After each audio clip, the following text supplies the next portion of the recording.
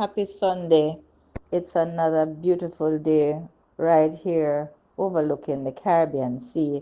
And I just wanted to follow up with the tsunami warnings and updates that we've been getting since we experienced in the Caribbean Sea a magnitude 7.6 earthquake. Now, back in the day when I was doing geography, and I'll always mention that simply because it's a fascination of mine. When you heard of anything measuring over 3 or 4, that was a reason to be terrified. And as we follow up this morning with news of the aftershock, some being between 4.2 to 4.6, those are usually earthquakes in themselves. And so the news out is that we should expect, particularly in the areas right around where the movement was set or felt by the Cayman Islands, we should anticipate aftershocks throughout today into tomorrow, affecting Puerto Rico and the U.S. Virgin Islands. Well, the Virgin Islands, because you notice when these things happen, we are no longer separating the territories as to what's happening on those that belong to the U.S. and those that belong to the British. So it's not one or the other, it's the Virgin Islands. All those islands are in one cluster. However, I wanted to share pertinent visuals from Brian Shields. He is one of my favorite weather people to watch on YouTube.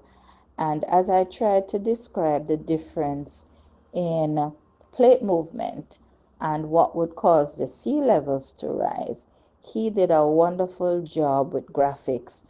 So take a look and get a better understanding as to the potential causes of tsunami and how we are looking now as this thing continues to unfold.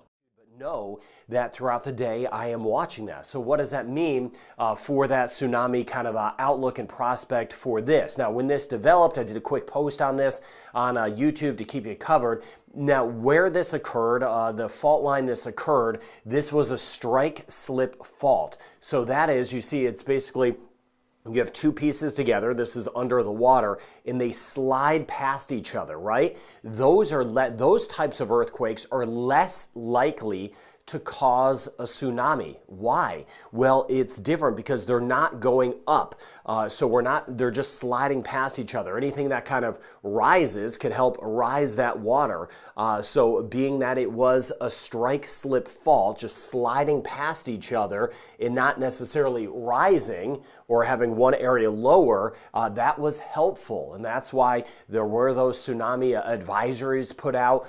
We are on the outlook for that together. But fortunately, we didn't see anything significant out of that. And that should be the same way for the aftershocks. Know, though, that I'm watching that. A different type of earthquake, you may have a lift in part of the land, or it kind of could even rise over another part. So anytime you get a rising or a lowering, that type of scenario is more likely to cause a tsunami. So this was that strike slip, kind of sliding past each other, which was fortunate because this was a 7.6. So very strong. If it was that type of earthquake, we would have a different scenario, and more likely than not, there would have been a significant tsunami. That was not the case. Now, following up on this earthquake that we experienced here in the Caribbean yesterday, Meteorologist Brian Shield was able to indicate that it has actually been a very active period for earthquakes, as Friday there was an earthquake, or there were earthquakes across that South America peninsula area. So it's active. Just take a quick listen. There was Friday night just to the north of the area that there is that 7.6. There was a 4.3 in magnitude. So there was a little earthquake just to the north. There's been a lot of activity around over the last week or so, not just in that spot, But elsewhere, over towards Central America, we've had a 5.6 and a 4.4. Been watching over toward Guatemala and El Salvador, where there's been significant earthquakes. So they're not necessarily tied together. But with that said, we've had a lot of activity over the last week or so. This over here, of course, we always have the rumblings through the U.S. and British Virgin Islands and Puerto Rico and the Dominican Republic. There was a 3.9 a couple days ago, just to the north of Puerto Rico and the DER. Again, not too significant. There's always a lot of quakes there. So monitoring elsewhere too in this very active period that we have. Now, you look at the earthquake depth, of course, the deeper they are, the less likely we are to feel it. The one we had, the 7.6, fell in this range. The shallow range, which is 0 to 70 kilometers down or 0 to 40 miles down. Anything deeper than that, you see 70 to 300 kilometers down or 40 to 190 miles down.